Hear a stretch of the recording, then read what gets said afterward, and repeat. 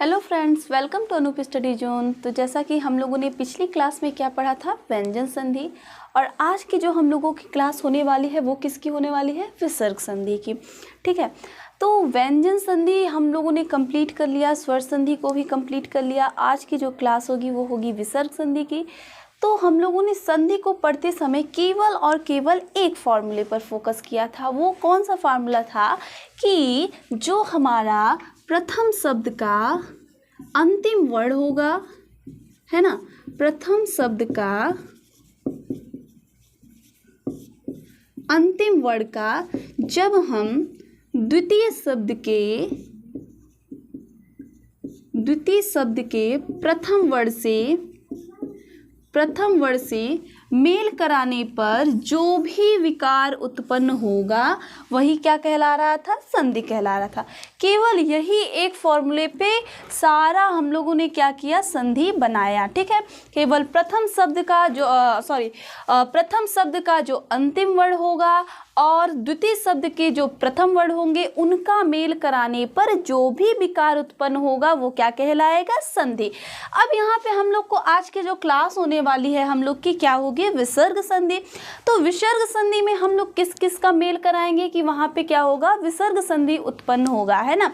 यानी कहने का मतलब जब हम किसी विसर्ग का मतलब क्या है, यहाँ से अह से है ना। जब हम किसी विसर्ग का मेल किससे कराएंगे, किसी स्वर से कराएंगे, या फिर जब हम किसी भी विसर्ग का मेल किसी व्यंजन से कराएंगे तो वहां पे क्या होगा, विसर्ग संधि। जो भी विकार उत्पन्न होगा वो क्या कहलाएगा, विसर्ग संधि कहलाएगा। तो अब हम लोग क्या पढ़ेंगे कि विसर्ग संधि बनाने के जो जो नियम है हम लोग उसको देखेंगे। फिर उसके बाद क्या देखेंगे, विसर्ग संधि जैसे प्रश्न इस टाइप से आता है, केवल ये तो पूछा नहीं जाता कि इसमें कौन सी संधि है, व्यंजन संधि है, स्वर संधि है या विसर्ग संधि है। प्रश्न तो इस तरीके से भी पूछा जाता है कि अगर कोई शब्द दे दिया जाए तो इसका संधि विच्छेद क्या होगा, है ना। तो ये नियम कंप्लीट करने के बाद हम लोग थोड़ा सा क्या देखेंगे कि संधि विच्छेद किस प्रकार से होगा विसर्ग संधि में। ठीक है, तो यहाँ पहला नियम यानी कि परिभाषा जो है क्या कह रहा है कि यदि विसर्ग के पहले अ का मतलब क्या है, जैसे विसर्ग दे दिया जाए यहाँ पे और उसके पहले अ आए, ठीक है, तो और बाद में क्या आना चाहिए, अ आना चाहिए, अथवा प्रत्येक वर्ग का जो तीसरा, चौथा और पांचवा वर्ण आना चाहिए। साथ ही साथ क्या आना चाहिए, अंतस्थ व्यंजन भी आना चाहिए। तो उसका परिवर्तन किस में हो जाता है, ओ में हो जाता है ना। अब इसे हम क्या करते हैं, एक फॉर्मूले में कन्वर्ट कर लेते हैं कि किस प्रकार से, फिर हम क्या करेंगे, इसे उदाहरण के माध्यम से समझेंगे। जैसे अगर देखा जाए, जैसे ये हो गया हम लोग का, क्या हो गया, विसर्ग हो गया, और विसर्ग के पहले क्या आना चाहिए, अ आना चाहिए, है ना। तो विसर्ग के पहले क्या आ गया, अ आ गया। और विसर्ग के बाद क्या क्या हो सकता है, तो पहला क्या बोला गया है कि अ हो सकता है, और फिर उसके बाद तीसरा जो वर्ण होगा, तीसरा वर्ण हो सकता है, चौथा वर्ण हो सकता है, और पांचवा वर्ण, और उसके साथ या तो अंतस्थ व्यंजन भी हो सकता है। ठीक है, तो जब अ होगा, यानी कि जब भी विसर्ग आएगा और विसर्ग के पहले क्या होगा, अ होगा, और उसके बाद अगर अ आ गया या फिर तीसरा, चौथा, पांचवा वर्ण या अंतस्थ व्यंजन आ गया, तो ये जो विसर्ग है इसका परिवर्तन किस में हो जाता है, ओ में हो जाता है। ठीक है, ओ में हो जाएगा। फिर उसके बाद जो आगे का रहेगा हम उसे ज्यों का त्यों लिख देंगे, और पीछे का जो रहेगा उसे भी, और आगे का जो रहेगा उसे भी हम क्या करेंगे, ज्यों का त्यों उसी प्रकार से लिख देंगे, है ना। तो ये हमारा क्या हो गया, एक फॉर्मूले के रूप में हो गया, है ना। अब जैसे यहाँ क्या आया है, तीसरा, चौथा, पांचवा वर्ण, अंतस्थ व्यंजन, तो ये सब क्या है, वर्णमाला का। वर्णमाला में ये सब पढ़ाया गया है कि तीसरा वर्ण, चौथा वर्ण या पांचवा वर्ण है या अंतस्थ व्यंजन क्या है। ठीक है, तो वर्णमाला की जो हमारी क्लास होगी उसमें आप जाकर देख सकते हैं। ठीक, अब यहाँ पे हम क्या करते हैं, उदाहरण के माध्यम से समझते हैं। जैसे पहला उदाहरण क्या है, यशोधन गान।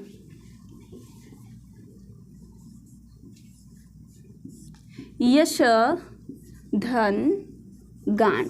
ठीक है, अब देखिए यहाँ क्या आया है, विसर्ग आया है ना, यहाँ पे विसर्ग आया है और ये विसर्ग के पहले क्या आया है, अ आया है। श पूरा पूरा है, यानी श पूरा पूरा है, यानी कि इसमें क्या होगा, स्वर क्या होगा, सम्मिलित होगा। यानी इसका जब हम वर्ण विच्छेद करेंगे इसका, तो क्या आएगा, श धन अ आएगा। यानी ये विसर्ग के पहले यहाँ पे क्या आया है, अ आया है। ठीक है, तो यहाँ से क्या होगा, ये जो हमारा विसर्ग है वो किस में परिवर्तित हो जाएगा, ओ में परिवर्तित हो जाएगा।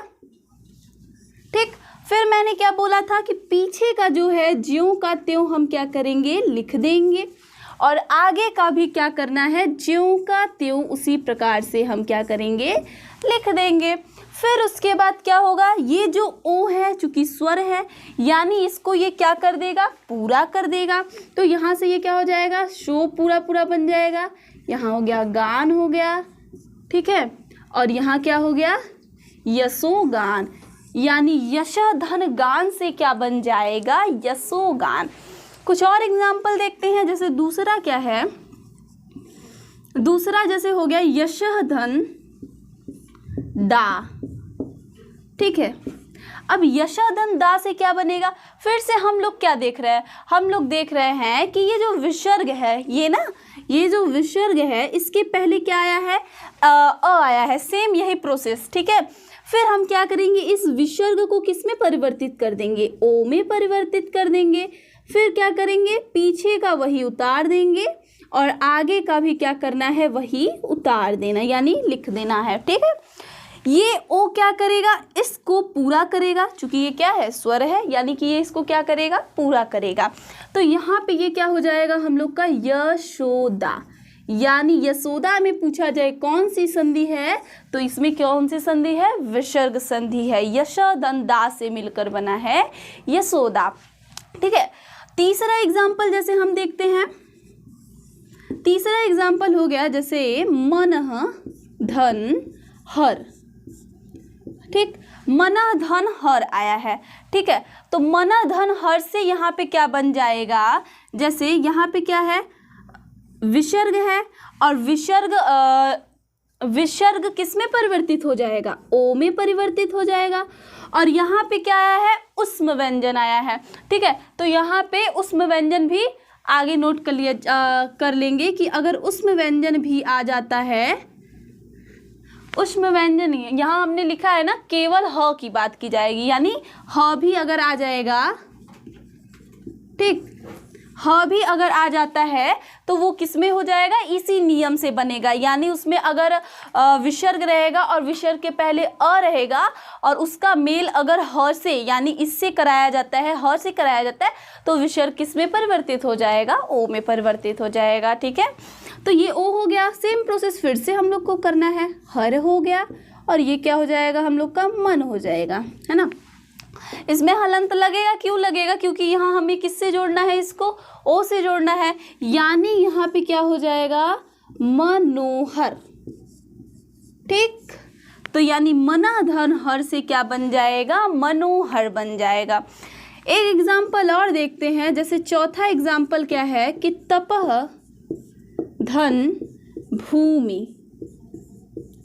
ठीक, तपा धन भूमि है ना। फिर वही प्रोसेस इसमें भी करेंगे हम लोग कि क्या है, विसर्ग है और विसर्ग के पहले क्या आया है, अ आया है कि नहीं, विसर्ग के पहले क्या आया है, अ आया है। तो इस विसर्ग का परिवर्तन किस में हो जाएगा, ओ में हो जाएगा, है ना, ओ में हो गया। फिर हम लोग क्या करेंगे, इसको उसी प्रकार से लिख देंगे जैसे लिखते आए हैं। फिर इसको भी उसी प्रकार से लिख देंगे। फिर क्या करेगा, ये जो ओ है इस प को क्या कर देगा, पूरा कर देगा। यानी यहाँ क्या हो जाएगा, ये तपो भूमि। तो यानी तपः धन भूमि से क्या बनेगा, तपोभूमि। तो तपोभूमि में भी क्या है, विसर्ग संधि है ना। अब जो दूसरा नियम है हम लोगों का, अब हमने जो पहला नियम पढ़ा है उसमें हम लोग क्या देखेंगे, कुछ अपवाद देखेंगे, यानी कि उसमें कुछ अपवाद है, ठीक है। जैसे इस यहाँ क्या कह रहा है कि पुनः एवं अंतः में विसर्ग का क्या होता है, किसमें परिवर्तन हो जाता है, र में परिवर्तन हो जाता है। अब क्यों ऐसा बोला गया है, जैसे पुनः को अगर देखा जाए तो हमने नियम क्या पढ़ा था कि ये विसर्ग के पहले जो अ आएगा और उसके बाद अगर अ आए, ह आए, तीसरा चौथा पांचवा वर्ड आए और अंतस्थ व्यंजन आए तो ये विसर्ग किस में परिवर्तित हो जा रहा था, ओ में परिवर्तित हो जा रहा था। लेकिन दो यानी दो जब पुनः आ जाएगा और अंत आ जाएगा तो उसमें क्या होगा, उसका परिवर्तन ओ में नहीं होगा, उसका परिवर्तन किस में हो जाएगा, बल्कि इस र में हो जाएगा, ठीक है, र में परिवर्तन होगा, ठीक है। और अपवाद से यानी कि इससे प्रश्न ज़्यादा पूछे जाते हैं, है ना, क्योंकि ये अपवाद है। तो जैसे अगर इसको हम एक फॉर्मूले के रूप में इसको भी बना लेते हैं कि अगर पुनः या फिर अंतः आता है, ठीक है, और उसके बाद सेम वही चीज़, चूँकि अपवाद है मतलब वही आएगा, अ आ जाए, ह आ जाए, तीसरा वर्ड कौन सा, तीसरा वर्ड आ जाए, चौथा वर्ड और पांचवा वर्ड और अंतस्थ व्यंजन, है ना, अंतस्थ व्यंजन आ जाए, तो क्या होगा, ये जो हमारा विसर्ग होगा यानी ये है ना, इसी का परिवर्तन किस में हो जाएगा, र में हो जाएगा। जो पीछे रहेगा ज्यों का त्यों, जो आगे रहेगा ज्यों का त्यों। यही बन गया हम लोगों का क्या, फार्मूला, ठीक है। अब इसी के माध्यम से हम क्या करेंगे, उदाहरण करेंगे। तो अब उदाहरण के माध्यम से समझते हैं, ठीक है। जैसे पहला उदाहरण क्या है हमारा, पुनः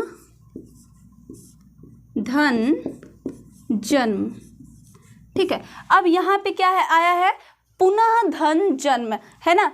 तो अब हम क्या देख रहे हैं कि इसके पहले अ आया है तो लगना तो चाहिए वो पिछला जो नियम हम लोगों ने पढ़ा है ना, लेकिन यहाँ क्या है, ये अपवाद है। तो यहाँ क्या हो जाएगा, इस विसर्ग का परिवर्तन किस में होना है, र में हो जाएगा, ठीक है। फिर आगे का हम लोग क्या करेंगे, ऐसे ही लिख देंगे, ठीक है। आगे का हम क्या करेंगे, ऐसे ही लिख देंगे, पीछे भी सेम वही प्रोसेस करना है ना। अब क्या होगा, ये जो हमारा र है, ठीक है, जो विसर्ग परिवर्तित होकर बना है, ये र जो होगा वो क्या हो जाएगा, इस ज पे यानी ये पीछे वाले पे क्या हो जाएगा, चढ़ जाएगा, और यानी पुनः धन जन्म से क्या बन जाएगा, पुनर्जन्म बन जाएगा, ठीक। दूसरा एग्जाम्पल जैसे देखते हैं, अंतः धन धान, ठीक है। अब क्या आया है, अंतः धन धान आया है, यानी अंतः यहाँ क्या है, अंतः भी अगर आएगा तो उसका परिवर्तन विसर्ग का परिवर्तन किस में करना है, हम लोगों को र में करना है ना। तो ये जो हमारा विसर्ग है इसका परिवर्तन किस में हो जाएगा, र में हो जाएगा।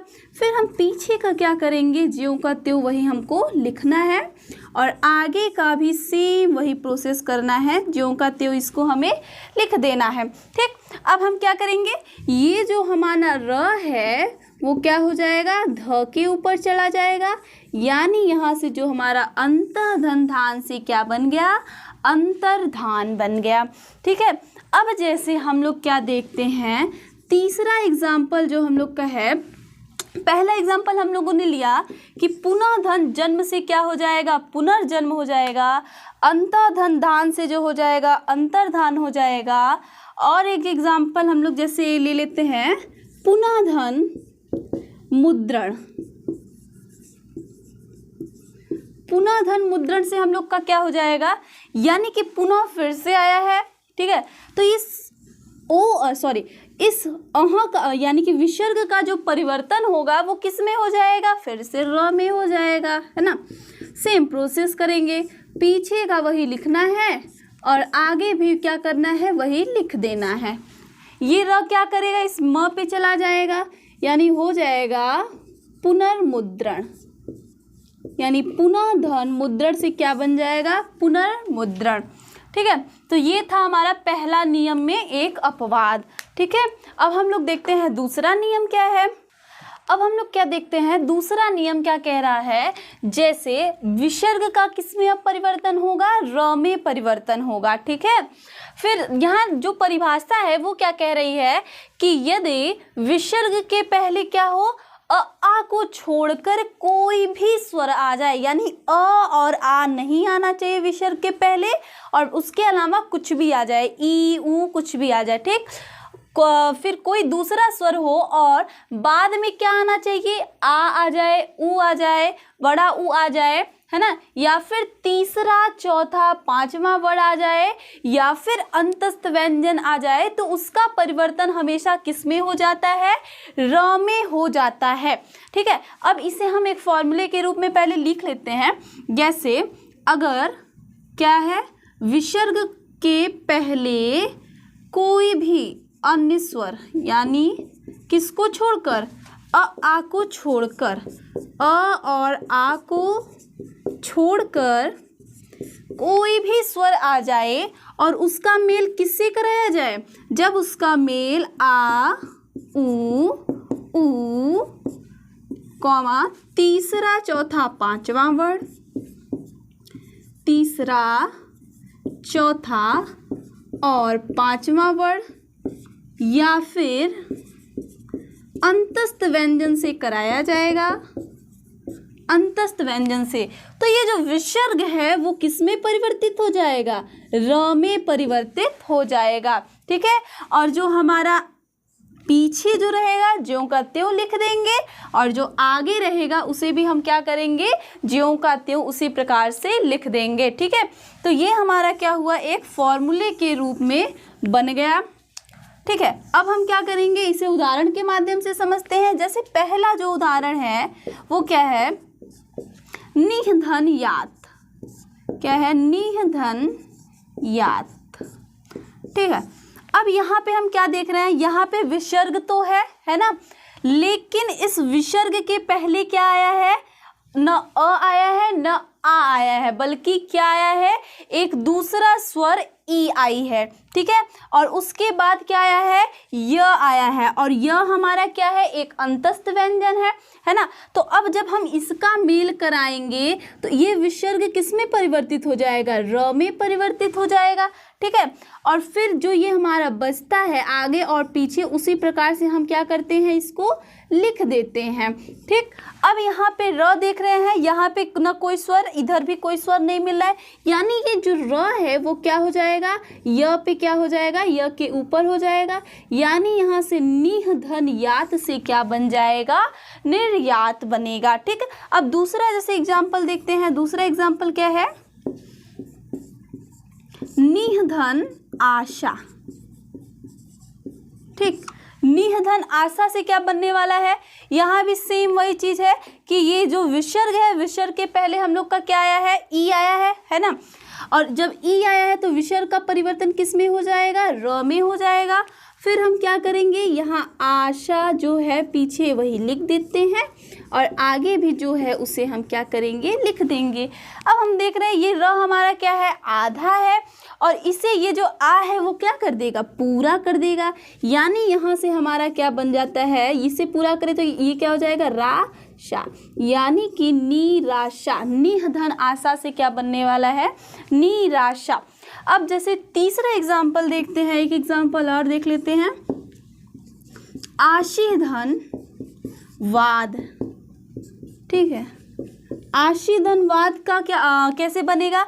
अब यहाँ पे क्या देख रहे हैं हम लोग, फिर से वही सेम है कि विसर्ग के बाद क्या आया है, ई आई है, और इसका हम परिवर्तन विसर्ग का किस में करने वाले हैं, र में करेंगे। सेम फिर वही क्या करेंगे, पीछे हम वही लिख देंगे।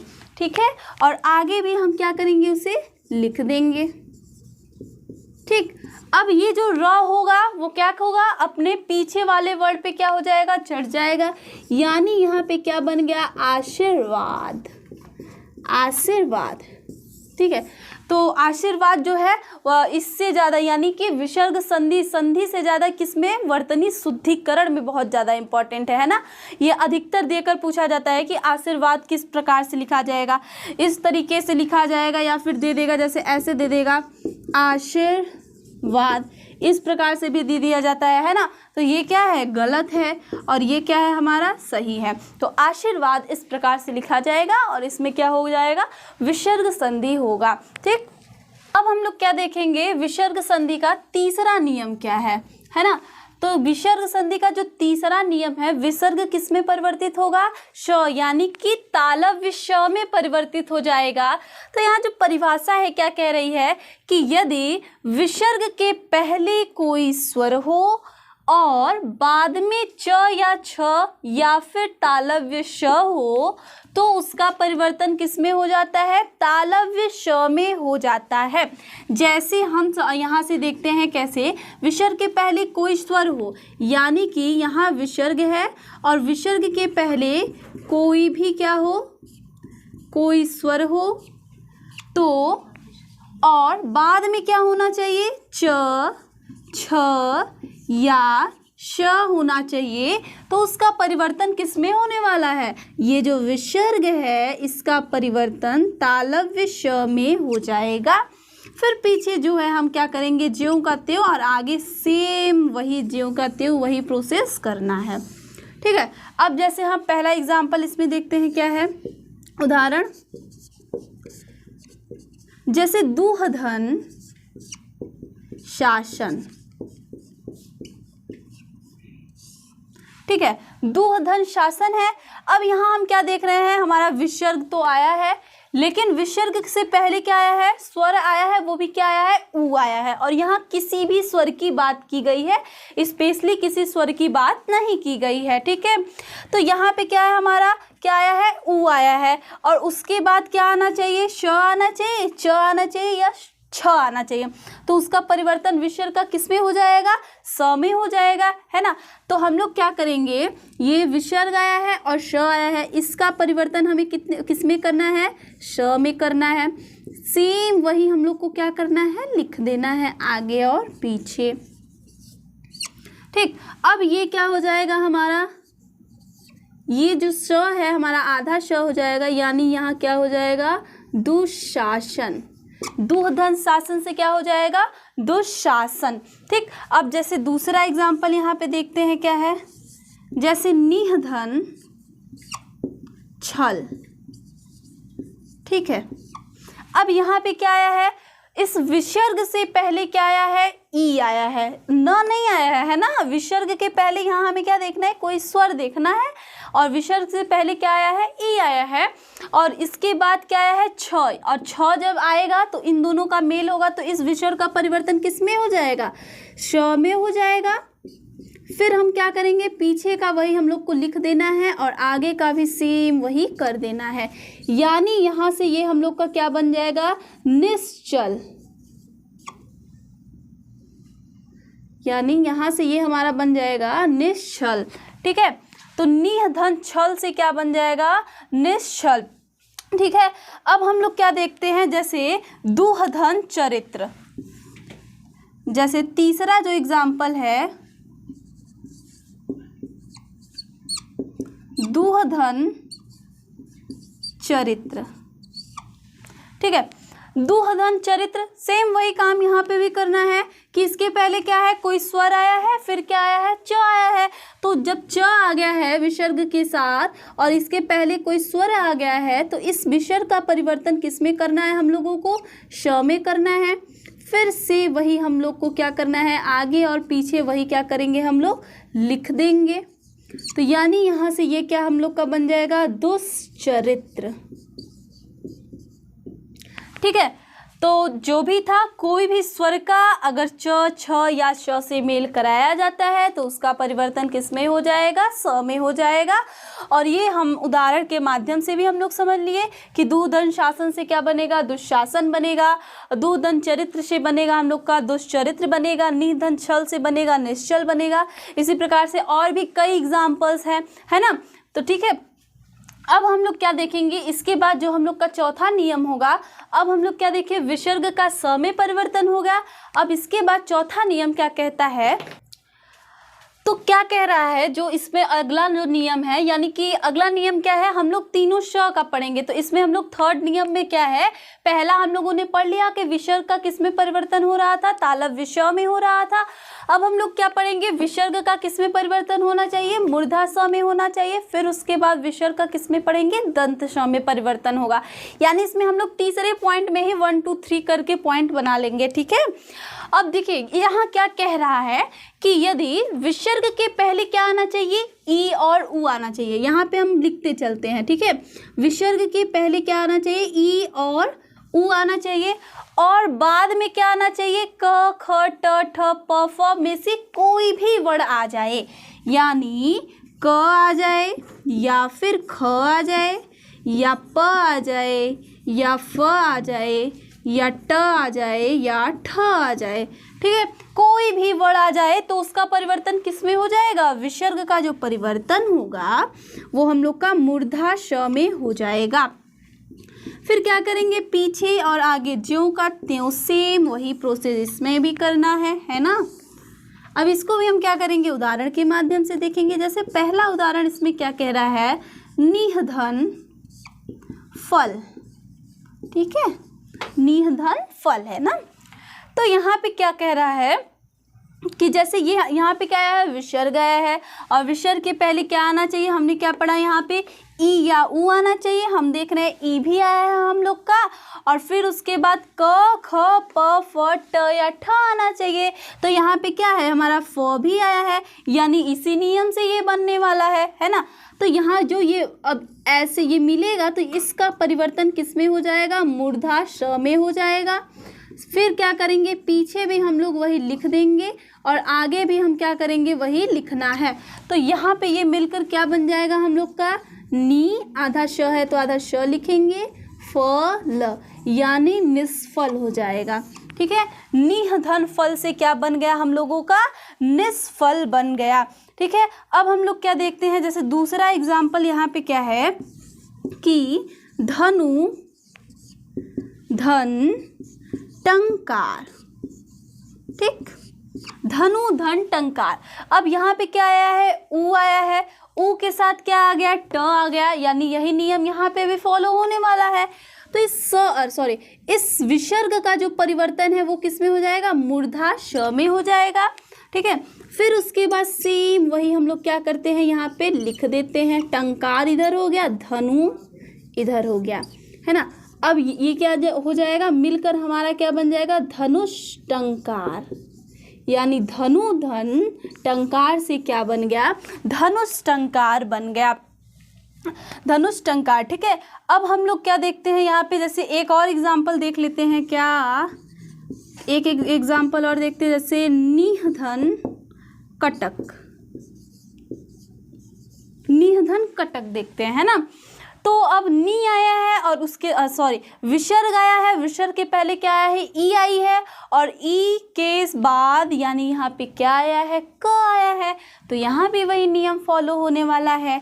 तो ये भी हमारा किस में परिवर्तित हो जाएगा, मूर्धा श में, और ये हमारा हो जाएगा कटक, और यहाँ हमारा क्या हो जाएगा, नी हो जाएगा, यानी यहाँ पे हमारा क्या बन जाएगा, निष्कटक,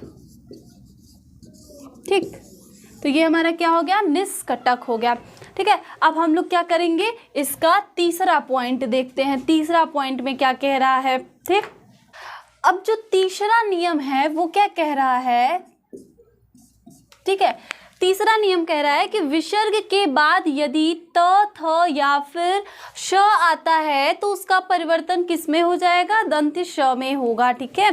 तो यहाँ जैसे हम देखते हैं, विसर्ग यानी विसर्ग के बाद कुछ भी आ जाए, यानी कुछ भी नहीं, मतलब त थ या श आ जाए तो, और इस विसर्ग के पहले कोई भी कुछ भी मतलब हो सकता है, ठीक है।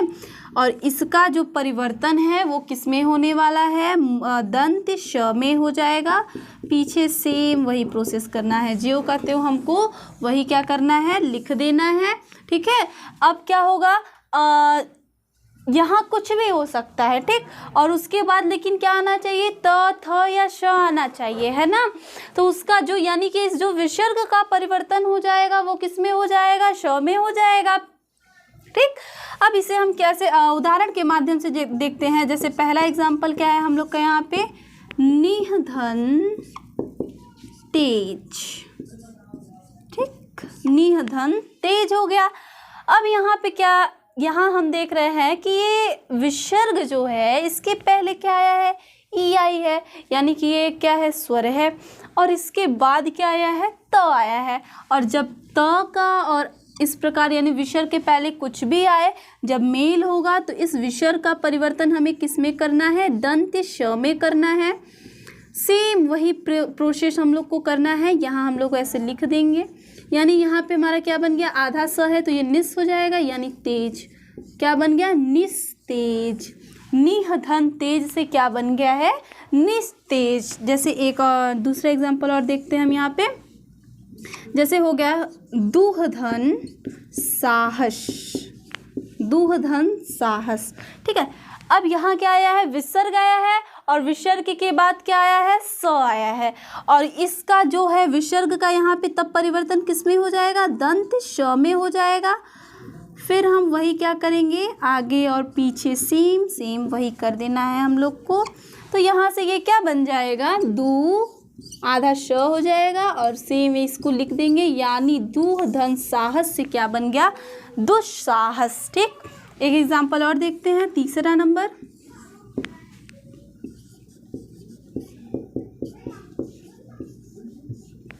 क्या है यहाँ पे, नमः धन ते, ठीक है। तो इस विसर्ग के बाद क्या हम लोग को दिख रहा है, तो दिख रहा है, यानी फिर से यहाँ पे वही नियम फॉलो करने वाला है। ये जो हमारा विसर्ग है किस में परिवर्तित हो जाएगा, श में परिवर्तित हो जाएगा। ते को हम उसी प्रकार से लिख देंगे और यहाँ क्या हो जाएगा, नम हो जाएगा, ठीक। अब ये यहाँ पे क्या मिल जाएगा, नमस्ते, यानी नमः धन ते से क्या बनता है, नमस्ते बनता है। और नमस्ते में कौन सी संधि होगी, विसर्ग संधि होगी, ठीक है। अब यहाँ पे हम लोग का जो तीसरा नियम था वो क्या हो गया, कंप्लीट हो गया। अब हम लोग देखेंगे चौथा नियम क्या कहता है, ठीक। चौथा नियम यहाँ पे क्या कहता है, जैसे क्या कह रहा है, यदि विसर्ग के बाद र हो तो विसर्ग जो होता है वो लुप्त हो जाएगा और उसके पहले का जो स्वर होगा वो किस में परिवर्तित हो जाएगा, दीर्घ में परिवर्तित हो, दीर्घ स्वर में परिवर्तित हो जाएगा।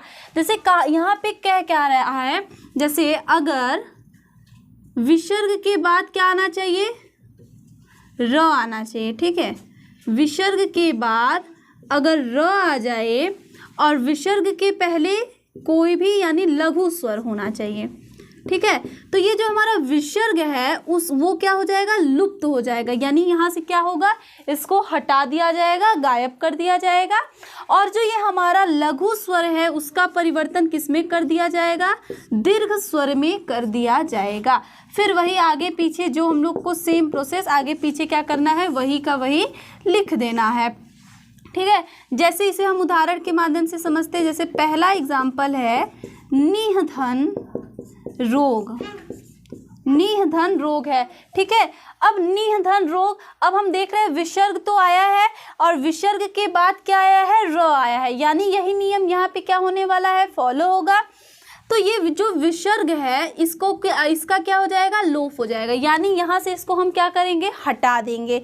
और ये जो हमारा छोटी ई है यहाँ पे, ये क्या हो जाएगा, दीर्घ, यानी कि बड़ी ई में परिवर्तित हो जाएगी।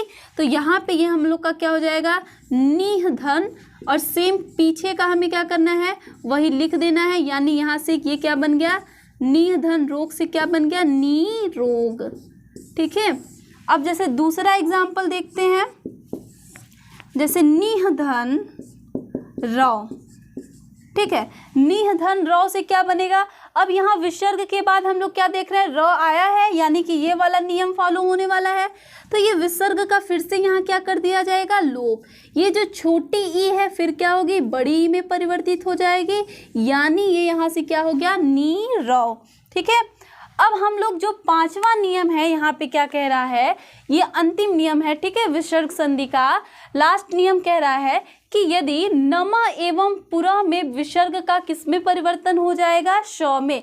यदि नमा या फिर पुरः आता है तो उसका जो परिवर्तन होगा हम स में करेंगे। और कब करेंगे, यदि उसका मेल किससे कराया जा रहा है, क या प से कराया जा रहा है, ठीक है। क या प से जब भी नमः या पुरः का मेल कराया जाएगा तो उसका परिवर्तन किस में हो जाएगा, श में। और कौन से स में होने वाला है, दंत श में परिवर्तन हो जाएगा, ठीक है। जैसे इसको उदाहरण क्या किया, जैसे पहला उदाहरण हम देखते हैं कि नमः धन कार।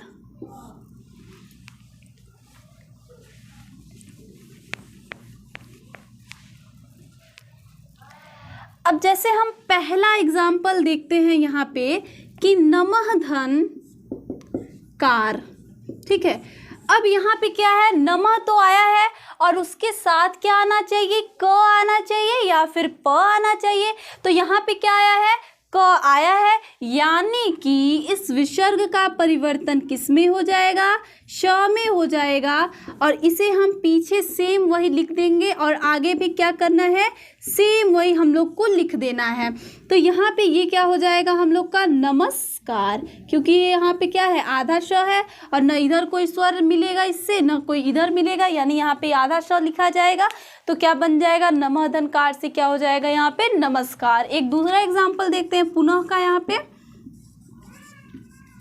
पुनः धन कार, ठीक है। तो पुनः धन कार फिर से यहाँ पे क्या आया है, क आया है पुनः के साथ, यानी कि क्या हो जाएगा, इस विसर्ग का परिवर्तन किस में हो जाएगा, श में हो जाएगा। और इस कार को इसी प्रकार से लिख देते हैं और पुनः को भी क्या करेंगे, लिख देंगे पुन, ठीक है। विसर्ग का तो परिवर्तन हो गया ना स में, ठीक है। तो यहाँ पे ये क्या हो जाएगा हम लोगों का, सॉरी यहाँ पे न नहीं पुरस्कार यानी पुर होगा, ठीक है। तो यहाँ क्या हो जाएगा, र हो जाएगा, ठीक। तो यहाँ क्या बन जाएगा हम लोग का पुरस्कार, ठीक। यानी पूरा धनकार से क्या बनने वाला है, पुरस्कार। तो जो हम लोग का विसर्ग संधि था यहीं पे अब क्या हो गया, कंप्लीट हो गया। लेकिन हमने अभी क्या शुरुआत में कुछ बोला था कि हम लोग संधि विसर्ग संधि को कंप्लीट करने के बाद क्या पढ़ेंगे, थोड़ा सा देखेंगे कि संधि विच्छेद कैसे होगा विसर्ग संधि में, है ना। क्योंकि संधि विच्छेद कोई भी इस प्रकार से जैसे दे देगा, पुरस्कार दे देगा और पूछेगा इसका संधि विच्छेद क्या होगा, तो हम लोग को बताना होगा कि पूरा धनकार होगा। लेकिन कैसे होगा जब हम लोग को पता होगा तब बताएंगे, है ना। तो उसे अब हम देखते हैं कि हम किस प्रकार से संधि विच्छेद करेंगे, ठीक। अब जैसे हम क्या देखेंगे कि संधि विच्छेद में जैसे हम लोग ने पहले संधि में क्या क्या पढ़ा कि किसमें परिवर्तन हो रहा था, उसको देखते हैं। ये जो विसर्ग था, है ना, इसका परिवर्तन किसमें हो रहा था, पहला जो नियम पढ़ा था हमने उसका क्या हो रहा था, ओ में परिवर्तन हो रहा था, है ना। फिर दूसरा जो नियम पढ़ा हम लोगों ने र में परिवर्तन हो रहा था। फिर तीसरा जो नियम पढ़ा उसमें हम लोग क्या पढ़े कि तीनों श में परिवर्तन हो रहे थे, है ना। तीनों जो श था उसमें इसका परिवर्तन हो रहा था। फिर उसके बाद एक नियम हम लोग को पढ़े, क्या पढ़े कि उसमें विसर्ग का लोप ही हो जा रहा था, है ना। फिर नमः वाला और पुरः वाला हम लोगों ने एक नियम पढ़ा। तो अब देखिए ओ र श यानी तीनों स में जो परिवर्तन हो रहा है, तो अब हम इसका संधि विच्छेद ये माइंड में हम लोग को एकदम फिट रखना है कि जो पहला नियम है उसका परिवर्तन ओ में हो जाता है, कब होता है, किससे मिलने से होता है ना। इतना तो याद रखना ही पड़ेगा हम लोग को। तो जैसे पहला एग्जाम्पल, जैसे अगर हम लोग यहाँ पे देखें, पहला एग्जाम्पल जैसे हम लेते हैं क्या, मनः धन हर लेते हैं, ठीक है, मनः धन हर, ठीक है। या फिर इसको अब हम लोग को क्या करना है, विच्छेद करना है ना, तो हम लोग पूरा यहाँ पे लिखते हैं जैसे मनोहर, ठीक है। अब हम लोग जब संधि विच्छेद करते हैं तो एकदम मध्य यानी एकदम बीच वाला हम लोग को देखना होता है। तो एकदम बीच वाला यहाँ पे क्या है, ओ आया है, क्या आया है, ओ। अब यहाँ से हम लोग को दिमाग में आना चाहिए कि जो ओ का परिवर्तन हो रहा था, एक हम लोग ने कहाँ पढ़ा था कि गुण स्वर संधि जो था उसमें जब हम अ आ या उ का मेल करा रहे थे तो उसमें वो किस में परिवर्तित हो जा रहा था, ओ में परिवर्तित हो जा रहा था, है ना। और एक दिमाग में आना चाहिए कि विसर्ग संधि में हमारा क्या हो रहा था कि जब हम अ का, ह का या तीसरा चौथा पांचवा वर्ड का या फिर अंतस्थ व्यंजन का जब हम मेल करा रहे थे तो विसर्ग का परिवर्तन किस में हो जा रहा था, ओ में हो जा रहा था, है ना। तो यहाँ से हम जैसे दोनों तरीके से देख लेते हैं, एक गुण वाला भी देख लेंगे और एक विसर्ग वाला कि इसमें विसर्ग होगा या फिर गुण स्वर संधि होगा, ठीक है।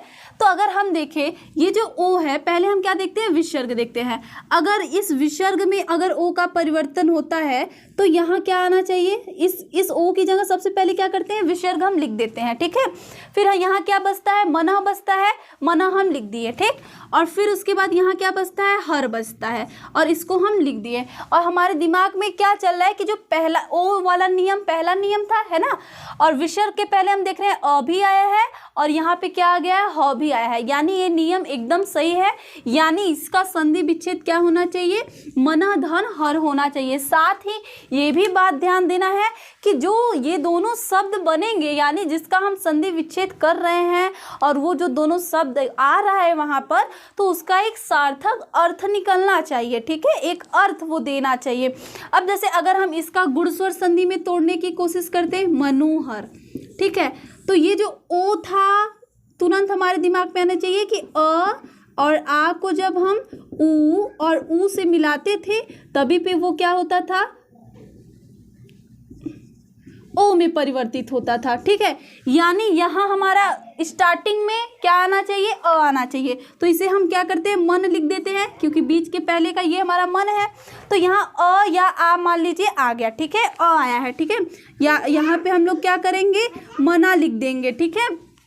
अब हम क्या देखते हैं, जैसे यहाँ पे क्या हो जाएगा, हर है तो यहाँ हर हम लिख देते हैं।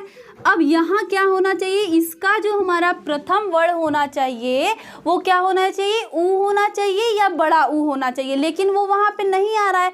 यानी यहाँ पे हम लोग का क्या होगा, गुण स्वर संधि यहाँ पे बनेगा ही नहीं। यानी कौन सी संधि बनेगी यहाँ पे, मना धन हर बनेगा। जैसे और एक एग्जाम्पल देख के समझ लेते हैं हम लोग। जैसे अगर मान लीजिए क्या दे दिया, निर्धन दे दिया, ठीक है, निर्धन दे दिया और निर्धन दे दिया तो हम लोग क्या देखते हैं, यहाँ जो बीच का वर्ड होगा हम लोग का क्या हो जाएगा, र हो जाएगा। तो यहाँ से हम लोग को अब र आया तो र वाला हम लोग को दिमाग में आना चाहिए कि र वाला यानी कि हम लोगों ने विसर्ग संधि में पढ़ा था, ठीक है। जैसे र आया तो यानी यहाँ ये जो हम लोग बीच का यानी ये वाला लिखेंगे तो हम लोग क्या लिखते हैं, सबसे पहले र की जगह क्या लिखते हैं, विसर्ग लिख देते हैं, ठीक है। फिर उसके पहले जो बचता है लिख देते हैं नी हो गया और यहाँ से क्या हो जाएगा हम लोगों का, ध न हो जाएगा, ठीक है। तो यहाँ हम लोग का नी, अब नी के बाद ध वाला ऐसा कुछ पढ़ा नहीं था हम लोगों ने, है ना। यानी यहाँ पे हम लोग का क्या बन जाएगा, यानी यहाँ जो नी है और धन है, ठीक है।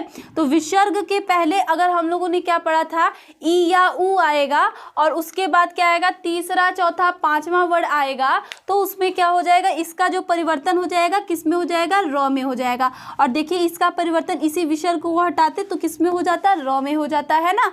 तो तीसरा चौथा पांचवा वर्ड और देख रहे हैं हम लोग क्या है, ये कौन सा वर्ड है, चौथा वर्ड है, त थ द ध, यानी ध क्या कौन सा वर्ड है, चौथा वर्ड आ रहा है। और विसर्ग से जब भी मेल कराते हैं तो इसका परिवर्तन किस में हो जाता है, र में हो जाता है। तो सेम यही क्या हो जाएगा, हमारा निर्धन बन जाएगा, ठीक है। एक एग्जाम्पल और देखते हैं, जैसे हो गया परोपकार, ठीक है। अब इसका संधि विच्छेद कैसे होगा, ठीक है। अब यहाँ पर भी ओ आया है तो हमारे दिमाग में चल गया कि जैसे विसर्ग संधि में ओ आता है तो यहाँ हम करते हैं, पहले विसर्ग संधि चेक कर लेते हैं कि यहाँ क्या बनेगा। इस ओ की जगह क्या करते हैं, तुरंत विसर्ग क्या करते हैं हम लोग, लिख लेते हैं, लिख लिया हमने। फिर उसके बाद यहाँ जो बचता है लिख देते हैं पकार। अब ये बताइए कि पर का मतलब अर्थ तो दे रहा है, एक सार्थक अर्थ दे रहा है, ठीक है, लेकिन ये पकार का कुछ अर्थ होता है नहीं ना, कोई भी सार्थक अर्थ दे नहीं रहा, यानी सीधे सीधे यहाँ पे तो ये गलती हो गया, गलत हो गया, है ना। और वैसे भी हम लोगों ने पढ़ा है विसर्ग के पहले अगर अ आए और उसके बाद क्या होना चाहिए, अ होना चाहिए या ह होना चाहिए या तीसरा चौथा पांचवा वर्ड होना चाहिए, और ये तो हम लोग का प्रथम वर्ड है, तो ये तो बिल्कुल भी विसर्ग संधि बन ही नहीं सकता, है ना। तो इसमें बनेगा कौन सा संधि, गुण स्वर संधि बनेगा। देखिए कैसे, पर धन उपकार, है ना, और यहाँ आ गया हम लोग का अ और यहाँ आ गया उ, और अ धन उ से ही मिलकर क्या बन जाता है, ओ, और ये हम लोग का क्या हो जाता है, परोपकार। यानी संधि विच्छेद हम लोग इस करेंगे पर धन उपकार, परोपकार का जो संधि विच्छेद होगा पर धन उपकार, जो कि किस में आएगा, गुण स्वर संधि में आएगा, ठीक है। तो यहीं पे जो हम लोग का संधि था, संधि पूरा का पूरा कंप्लीट हो गया। हम लोगों ने स्वर संधि पढ़ा, व्यंजन संधि पढ़ा, साथ ही विसर्ग संधि पढ़ा, और विसर्ग संधि में साथ ही साथ हमने क्या देख लिया, उसके कुछ संधि विच्छेद भी देख लिए कि किस प्रकार से संधि विच्छेद किया जाएगा। तो संधि हम लोगों ने पढ़ा। संधि में सबसे ज़्यादा इंपॉर्टेंट, सबसे ज़्यादा क्वेश्चन जो आते हैं वो स्वर संधि से आते हैं, ठीक है। व्यंजन संधि और विसर्ग संधि जो है उससे ज़्यादातर वर्तनी शुद्धिकरण की दृष्टि से क्वेश्चन किए जाते हैं। तो जब हम वर्तनी शुद्धिकरण पढ़ेंगे तो उस समय इसका बहुत ज़्यादा ही रूल होगा, ठीक है, बहुत ज़्यादा इसका महत्व होगा, इसका जो विशेष रूप से महत्व होगा वर्तनी शुद्धिकरण में ही, क्योंकि इसमें से संधि विच्छेद ज़्यादातर जो पूछा जाता है वो स्वर संधि से ही पूछा जाता है, ठीक है। तो आज जो था संधि टॉपिक कंप्लीट हो गया। अब हम मिलेंगे नेक्स्ट क्लास में, और जो नेक्स्ट क्लास हम लोग का होने वाला है उसमें हम लोग क्या पढ़ने वाले हैं, समास पढ़ने वाले हैं, ठीक है। तो अब हम मिलेंगे नेक्स्ट क्लास में, तब तक के लिए धन्यवाद।